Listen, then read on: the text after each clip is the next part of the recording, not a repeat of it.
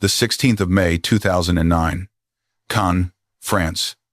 The lights dimmed inside the Grand Theatre Lumière, and a film began that would send the elite audience out of their seats trembling. The festival knew immediately that it had seen something dangerous.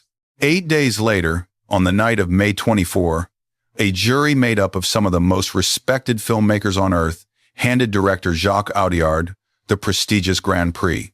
But that is not the moment that matters. The moment that matters happens about 40 minutes into the film. A 19-year-old kid, illiterate, small, and entirely alone, is sitting on the edge of a filthy prison bed. There is a razor blade hidden inside his mouth. He has been rehearsing for days, learning exactly how to hold the steel against his gum without slicing his own tongue in half. In a few minutes, he is going to walk into a cell, kiss another man on the neck, and then open his throat with that blade. Blood is going to spray across a mirror, and a boy who came in with absolutely nothing is going to become something the French state never intended to create. A criminal, an operator, a prophet. This is not just a movie. This is the horrifying, documented story of how modern European prisons meticulously manufacture the very monsters they were built to contain. To understand how a man could wield absolute, terrifying power inside the walls of a state penitentiary, you have to look across the Mediterranean to an island that plays by its own violent rules. To understand the character of César Luciani, the brutal boss who rules the cell blocks in the film, you have to go back to a bar in the old port of Bastia, in northern Corsica, in the late 1970s. The bar was called La Brise de Mer, the Sea Breeze. It was run by a man named Antoine Castelli. In the back of that smoky room, a group of young, ambitious Corsican criminals started meeting to plan robberies. In the beginning, they were absolute amateurs. On one of their very first jobs, they arrived at the target and suddenly realized they had forgotten to bring their guns. That is how small they started. But between 1979 and 1981, the island of Corsica became deeply unstable. Nationalist violence was rising, and the old, entrenched crime families were fracturing. The young group from the Sea Breeze bar saw the vacuum and organized. On the 10th of September 1981, they assassinated the reigning godfather of Haute Corse, a man named Louis Memy, gunning him down in cold blood as he returned home. That was the day the Brise de Mer gang stopped being kids in a bar and became a lethal criminal organization. Within a decade, they were running racketeering, illegal slot machines, money laundering operations, nightclubs, gambling houses, and casinos across Corsica, Marseille, Paris, and deep into Italy.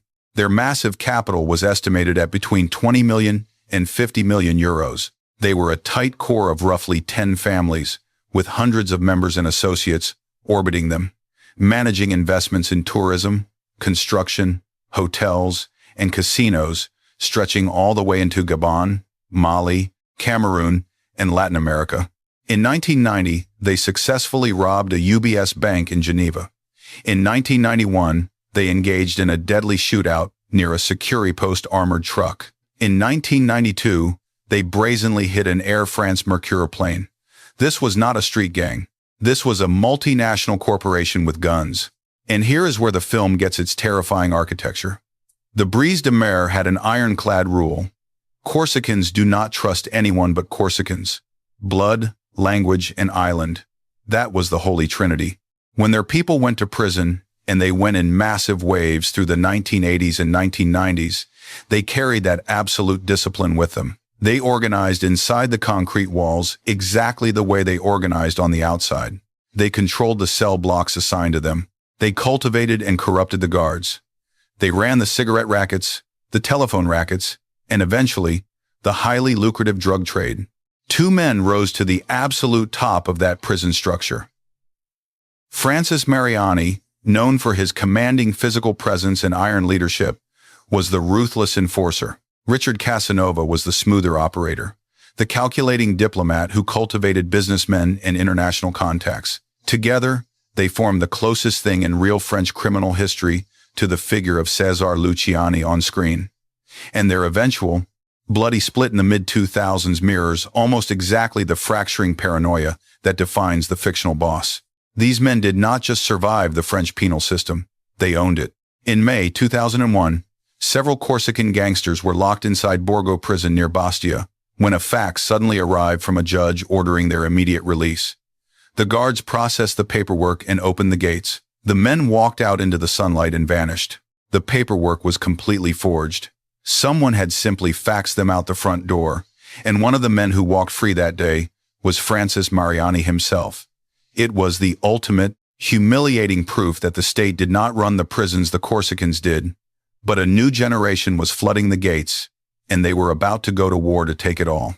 The prison Jacques Audiard imagined for his protagonist was not some exotic Hollywood fantasy. It was a brutal composite of very real places, primarily modeled on Fleury-Mérogis, a massive concrete fortress sitting just south of Paris. Built through the mid-1960s and officially opened in 1968, Fleury-Mérogis was originally designed to hold roughly 3,000 inmates. By 2009, the exact year a Prophete premiered in theaters, it was suffocating under the weight of more than 4,100 prisoners, making it the single largest prison in Europe. French journalists stopped calling it a penitentiary. They called it a factory. But it was not a factory for reform. It was a factory for radicalization, for high-level criminal networking, and for turning small-time, terrified offenders into hardened, lethal operators. The entire national system was bursting at the seams, running more than 13,000 inmates strictly above its official capacity at its peak in the late 2000s. Men were doubled and tripled into tiny cells originally designed for one. The psychological toll was devastating. Around the time of the film's release, French inmates were roughly 7 times more likely to die by suicide than the general population, marking one of the absolute worst rates in Europe. And locked inside that claustrophobic, violent overcrowding was a demographic reality that shaped everything. According to sociological estimates published in the years surrounding the film, somewhere between 40 and 60% of the entire French prison population was Muslim. And in the massive facilities ringing Paris, Lyon, and Marseille, researchers put that staggering figure as high as 70%. To put that in perspective, Muslims made up roughly 8 to 10% of the country's total population. That gap is not just a statistic, that gap is the entire story. Because when a young boy from a neglected housing project in Bobigny, Marseille, or Villiers-le-Bel walked through those heavy steel gates for the first time, he walked into a terrifying paradox. His people were the overwhelming majority in the prison yard, but they were the absolute minority in power. The old money, the established rackets, and the ironclad protection networks all belonged to the aging men who spoke Corsican in the showers and French to the guards. The young men flooding in were left with 2 brutal options: build something new from nothing, or be swallowed alive. That is the precise, unforgiving world Malik Djebena walks into. 19 years old, sentenced to 6 years for attacking police officers. He cannot read, he cannot write, he has no gang affiliation, no family visitor list, and certainly no expensive lawyer on retainer. He is not a Muslim in any devout, ideological sense, and he is certainly not a Corsican. He is absolutely nothing. He is exactly what French sociologists at the time were coldly referring to as la deuxième génération, the second generation. In the film, Malik steps off the transport bus at the prison gate holding all of his worldly possessions inside a flimsy plastic bag. That image was not pulled from a screenwriter's imagination. That was pulled directly from thousands of real intake photographs taken at Fleury-Mérogis throughout the 1990s. The original script was penned by Abdel Raouf Dafri, the writer who had already made his name charting the French underworld with Mesrine, alongside Nicolas Prophete. When it finally reached Audiard and co-writer Thomas Bittigan, they spent years tearing the narrative down to its studs and rebuilding it to reflect the chilling truth of the Corsican reign. They knew that in the 1990s and early 2000s, Corsican inmates routinely held terrifying power because they had the one thing the young Maghrebi inmates did not yet possess: time. Generations of it. Within days of his arrival, the man who runs the yard spots the isolated, terrified teenager. César Luciani gives Malik a choice that is not a choice at all. A new inmate named Rayeb has just arrived in the block. He is an Arab, being held briefly before he is scheduled to testify in a major trial against Corsican interests. He has to be permanently silenced. But César cannot use his own seasoned men to do the job, because Rayeb is highly suspicious of the Corsicans. He will never let them close. Rayeb might, however, lower his guard for a lost, illiterate Arab kid. Cesar corners the 19-year-old boy, strips away every illusion of safety, and hands down a death sentence. Kill Rayeb, or you die. The mechanics of the kill are the most fiercely debated sequence in modern crime cinema. The screenwriters meticulously researched the daily rhythms of the prison, what time the meals arrived, how the mail was distributed, what corridors connected, what wings, but the specific, gruesome technique of the hidden razor blade was pure invention. It was a mechanical nightmare designed to show the dark alchemy of the European penal system. Malik practices holding the razor blade between his teeth and his gum for agonizing hours. He learns exactly how to speak with the razor-sharp steel inside his mouth without slicing his own tongue in half. He almost swallows it. He almost chokes on his own blood. And then, he walks into Rayeb's cell. He is invited to sit down. He is offered something to drink. He leans in, spits the blade into his hand, and opens the man's throat. Audiard did not put that scene on screen because he wanted gratuitous violence. He put it there to document the exact, irreversible moment a state institution converts a terrified victim into a lethal operator. Before that kill, Malik was just a boy picked up in a minor scuffle. After it, he is a killer. He walks back to his cell with blood on his shirt, throws up in a sink, and realizes he will see the ghost of Rayeb sitting on his bed for the rest of his sentence. The door to his old life is permanently closed. But Malik does not just survive the trauma. He learns. He watches Cesar Luciani make illicit phone calls to the outside. He listens closely. He begins picking up Corsican words. He memorizes the drug routes. He memorizes the names. He memorizes exactly who owes what to whom.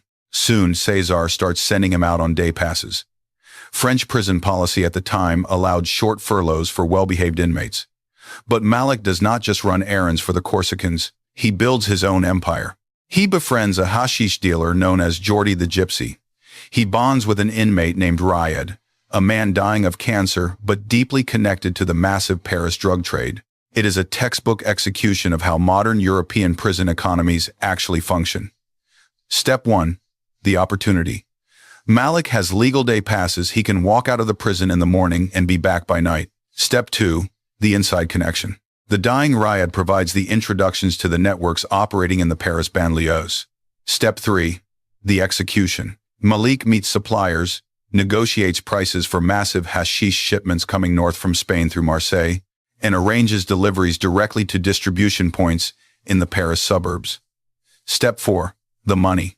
The sums rapidly scale from tens of thousands of euros into the hundreds of thousands. Real French police reports from that exact era document this precise pattern. Step 5 is the problem. Malik is now running heavy product on the exact same territory the Corsicans consider theirs, and he is doing it right under Cesar's nose. This fictional betrayal perfectly mirrors the actual power shift taking place inside French prisons across the exact decade the film covers. From the mid-1990s through the mid-2000s, the demographic and criminal balance of the system completely inverted. In 1990, the Corsicans controlled the major facilities. But the Maghrebi and West African prison populations grew so massive and networked that dozens of overlapping criminal ecosystems emerged, trading in hash, phones, and protection. As Malik rises on screen, the old guard falls in the real world. What Audiard depicted as the paranoid unraveling of Cesar Luciani, a boss betrayed by his own men, watching his empire crumble, was playing out in the newspapers in real time. In 2005, an assassination attempt against the real Corsican boss, Francis Mariani, failed, triggering a cascading war. On the 23rd of April, 2008, Richard Casanova was ambushed and murdered with a war weapon outside a garage in Porto Vecchio.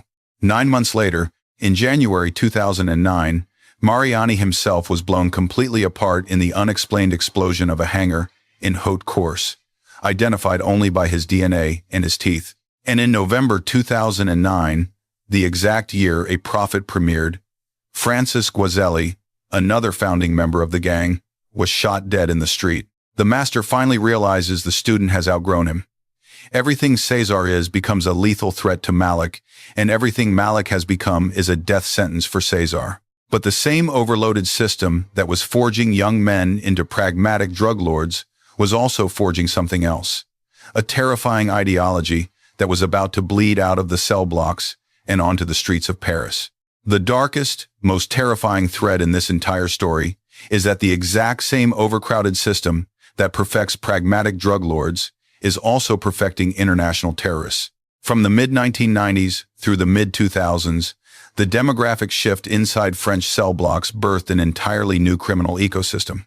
It was no longer just one unified gang or one strict hierarchy. There were dozens of overlapping networks trading in hashish, smuggled mobile phones, physical protection, and increasingly, radical ideology. The very same prisons that were producing the Maliks of the world, the pragmatic, calculating operators building European drug routes, were also producing the men who would go on to commit the horrific terrorist attacks of 2015. Amedi Coulibaly, the terrorist who held up a kosher supermarket, took hostages, and executed 4 innocent people in Paris in January 2015, was radicalized directly inside Fleury-Mérogis. Cherif Kouachi, one of the heavily armed attackers who slaughtered the staff of Charlie Hebdo, was radicalized inside Fleury-Mérogis. They were housed in the very same wing, operating under the heavy influence of the very same jailed extremist recruiter. That massive facility, the exact prison that inspired the sprawling, overcrowded institution Audiard filmed, became known internationally as one of the primary incubators of jihadist violence in all of Europe. A Prophet does not touch that theme directly. On screen, Malik does not radicalize. He goes the absolute other way, diving deep into the pragmatic, secular criminal underworld. But the film is deeply haunted by the exact same institutional truth. Prisons that carelessly mix the vulnerable, the viciously ambitious, and the deeply powerful without supervision, without programs, and without hope, do not neutralize crime. They perfect it. They introduce terrified boys who can barely read to seasoned men who run international syndicates. And whichever direction the boy ultimately chooses to go afterward, that direction is permanently set the day he walks in. Most reviewers in 2009 completely missed the point of the ending. Malik is not a hero. Malik is exactly what a broken system produces when you feed it a boy. He arrives illiterate. He leaves fluent in 3 languages, heavily connected to 2 separate continents, and steps smoothly into a black SUV with his own arm protection detail. In the film's closing moments, he walks out of the prison at the end of his sentence. He is met by Jamila and her son, the ready-made family he inherited from Riyadh, who died of cancer while Malik was inside. His own men fall in behind him as he walks. The camera pulls back, and you realize that the young man, who was trembling on the transport bus in the first scene, is now the undisputed boss of something much bigger, more highly organized, and far more dangerous than the Corsican operation that first pressed him into service. The system did not make him virtuous. The system taught him to be a lethal strategist. He did not escape the system. He inherited it. The ripple effects of this reality are still bleeding out in real life today. The Brise de Mer coalition, once the dominant, untouchable force in Corsican organized crime, has violently fragmented since 2008. More than 100 killings on the island of Corsica have been directly attributed to a savage internal war between the Brise de Mer successors and the Southern Alliance built around the legacy of Jean-Jérôme Colonna, the godfather of the South, who died in a 2006 car crash that investigators never fully accepted as an accident. According to a 2025 French judicial police report, roughly 20 distinct mafia-style organizations still actively operate out of Corsica. The underworld is dominated today by the Petite Bar gang in the south and the Maté clan in the north. Their reach extends deep into mainland France, controlling construction, hospitality, real estate, and massive international trafficking networks. The characters change, but the brutal structure does not. Meanwhile, the French prison population continues to break catastrophic records. As of the 1st of September 2024, French prisons held 78,969 inmates against an absolute capacity of just 62,014. That is an overcrowding rate of more than 127% nationally. In the remand centers, the numbers push over 150%, blowing past 200% in more than a dozen different facilities. There are 3,600 human beings sleeping on thin mattresses directly on the concrete floor. Every single one of those prisoners is a potential Malik, a potential Rieb, a potential Coulibaly. The system that Jacques Audiard filmed has not been reformed. It has been massively expanded. What a Prophet actually reveals is that the border between organized crime and the state is much thinner than any government wants to admit. It reveals that when you concentrate the vulnerable, the ambitious, and the connected in a single, overcrowded concrete building for years at a time, you do not produce rehabilitation. You produce an apprenticeship. It reveals that the old European mafias, the Corsicans, the Marseille clans, and the bloody survivors of the French Connection era did not die off. They just moved their headquarters into the last territory where the state could not fully reach them, the cell block. Malik Djebena does not exist, but every single year, French prisons produce boys who look exactly like him. Some of them go on to run highly organized drug routes from Marseille to Paris. Some of them go on to strap explosives to their chests, and some of them go on to become the exact men the Corsicans once were, cutting deals through prison walls, running shadow economies through cigarette smoke, and ruthlessly teaching the next generation the trade. Jacques Audiard did not invent this terrifying world. He just held up a camera to a heavy steel door that most of France would rather leave locked. And what came out of that door was a razor blade hidden in a boy's mouth, and the terrible arithmetic of what it actually costs to survive a system built to break you. If this story got under your skin, hit subscribe right now. We drop a new, uncompromising crime documentary every single week. Drop a comment below and tell me, who really runs the prisons in your country? Because the next kingpin isn't hiding in the shadows. The state is actively paying to train him in a cell block right now.